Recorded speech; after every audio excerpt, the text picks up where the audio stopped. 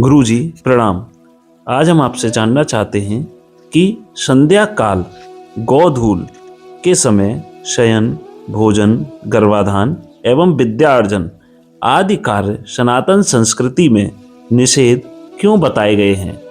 कृपया इस पर चर्चा कीजिए।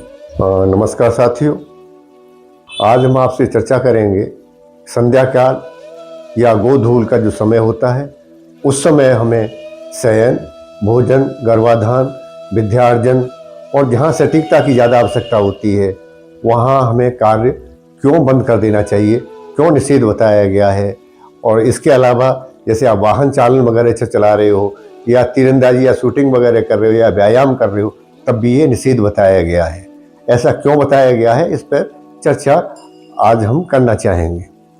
इसका ये है कि संध्या काल गोधूल एक जो अहोरात्र में आता है, परंतु अगर हम देखें एक वर्ष में भी जब रुत परिवर्तन होता है, जब हमारा सूरज उत्तरायण से दक्षिणायन होता है या दक्षिणायन से उत्तरायण होता है, तब उस समय में भी आपने देखा होगा नौ दुर्गे का आया करता है।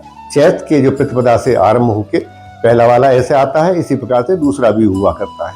तो ये उस समय काल में ये छोटा समय होता है, ये एक घड़ी मीन्स 24 मिनट के लिए ये समय बताया गया है, परंतु वहाँ 9 दिन का बताया गया है, क्योंकि उस समय सूरज उत्तरायण से दक्षिणायन और दक्षिणायन दूसरे में जब दूसरी वाली जो है नौ दुर्गे आते हैं तो उसमें दक्षिणायन से उत्तरायण होता है।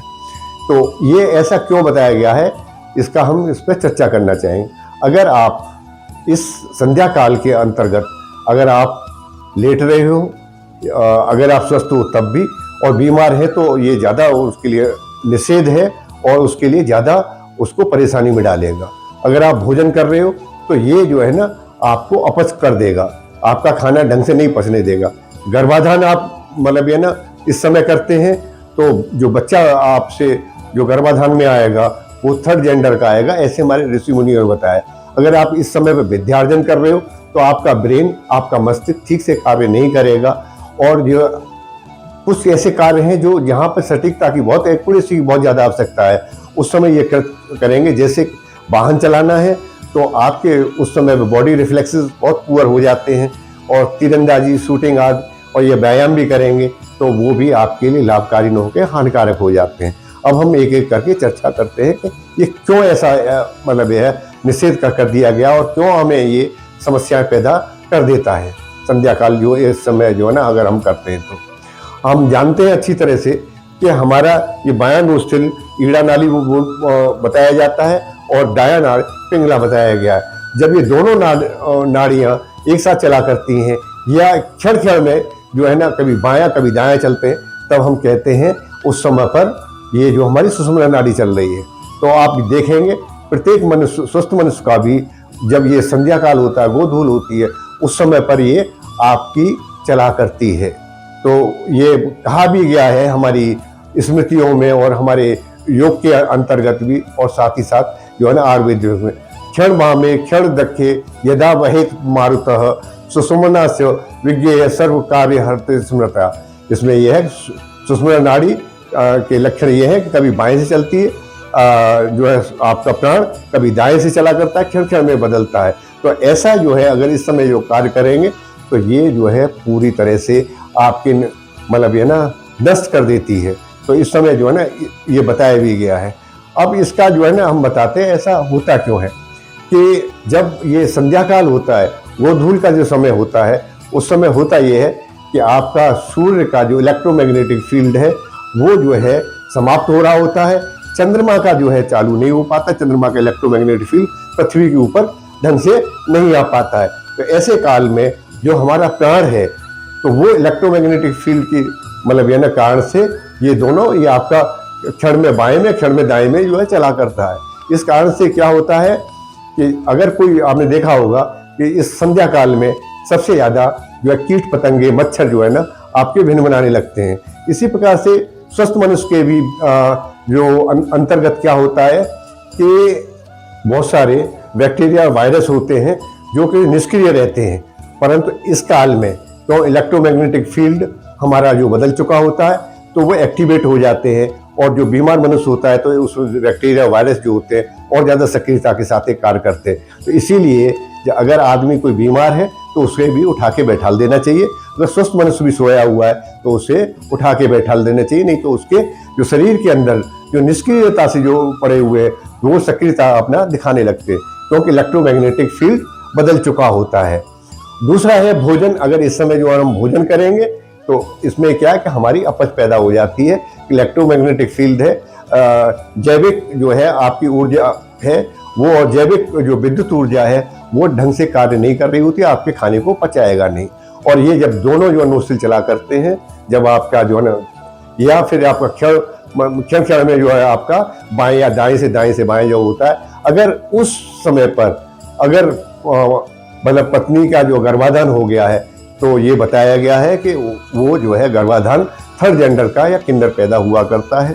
अगर बच्चा भी जो है ना, हमने बचपन से सुना है अपने माँ बाप से कि बेटा अब ये दोनों वक्त मिल रहे हैं, संध्या काल है, जाके अब पढ़ना छोड़ो, जाके खेलाओ थोड़ा सा, या मतलब और कोई कार्य कर लो, टीवी देख लो, या जो है ना अपना और कोई कार्य कर लो। इसीलिए इसके पीछे ये है कि उस समय ब्रेन और मस्तिष्क ढंग से कार्य नहीं करा करता है, क्योंकि ये आपका कर्मेंद्रिय और ज्ञानेंद्रिय, मोटर ऑर्गन और सेंसरी ऑर्गन, ये जो है इसके अधिष्ठाता है प्राण। क्योंकि इस समय प्राण कभी बाएं में चलता है कभी दाएं, तो इस समय इलेक्ट्रोमैग्नेटिक फील्ड बहुत तेजी के साथ में बदलता है इस 24 मिनट के अंतर्गत, या हम ये कहें कि एक जो है घड़ी के अंतर्गत। तो बच्चे का ब्रेन या कोई बड़ा मनुष्य भी अगर इस समय पर अपनी सटीकता के साथ कार्य करना चाहता है, एक्यूरेसी के साथ में कार्य करना चाहता है, तो उसमें मिस्टेक हो सकती है। जैसे कि कोई वाहन चला रहा है तो इस समय हमें उस थोड़े समय के लिए बाहर रोक लेना चाहिए, 24 मिनट के लिए, क्योंकि देखा भी गया है और ये हमने अध्ययन भी किया है, इस पर रिसर्च भी की गई है, क्योंकि बॉडी रिफ्लेक्सेस जो है बहुत पुअर पड़ जाते हैं, क्योंकि उसकी जो कर्मेंद्रिय और ज्ञानेंद्रिय, मोटर ऑर्गन और सेंसरी ऑर्गन, और उसके रिफ्लेक्सेस जो है बहुत पुअर हो जाते हैं, तो इसमें गलती होने का चांसेस हो जाते हैं और वाहन की दुर्घटनाएं बहुत ज़्यादा हुआ करती हैं। तो इसे हमें ये ध्यान देंगे। तो ऐसे ही जो है ना ये बताया गया है सुषुम्ना नाड़ी के बारे में, तस्या नाड्या स्थिता बहिर्जलते काल रूपकम विषयता वीर्यानि कार्य विनाशिनी। मतलब उस सुषुम्ना नाड़ी के काल रूप प्रज्वलित अग्नि रहता है, इस नाड़ी के विश्व सदस्य सब कार्यों को नष्ट करने वाली समझना चाहिए। तो ये बताया भी गया है कि इस सुषुम्ना नाड़ी के जो काल है तो उसमें अगर जब चल रही होती है तो ये करेंगे तो जितने भी जो कार्य हैं आपके सभी कार्यों को नष्ट करने वाली समझना चाहिए।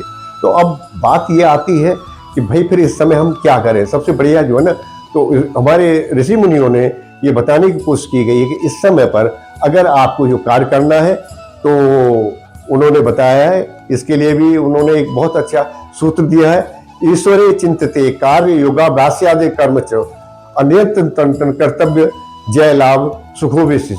मीन्स अगर आपको कोई इसमें कार्य करना है तो ईश्वर का चिंतन करना चाहिए, और जो कार्य करना है योगाभ्यास कर सकते हो, धारणा ध्यान समाधि वगैरह कर सकते हो, अगर योग के आसन भी करना चाहते हो वो कर सकते हो, प्राणायाम वगैरह कर सकते हो, क्योंकि विजय लाभ और सुख चाहने वाले जो है ना इसमें यही करें, और बाकी करेंगे तो उनको बहुत सारी मतलब है ना ये समस्या पैदा हो सकती है, दुर्घटना भी हो सकती है, व्यायाम में आपका स्वास्थ्य जो है खराब हो सकता है, अगर आप भोजन करेंगे तो आपको अपच भी हो सकती है, शयन इस समय सोते ही रह जाओगे तो इस समय जो आपके बैक्टीरिया वायरस है आपको समस्या पैदा करेंगे। धन्यवाद। अगर आपको हमारा चैनल पसंद आ रहा हो तो आप हमारे चैनल को सब्सक्राइब भी करें और साथ ही साथ इसको लाइक भी करें। धन्यवाद।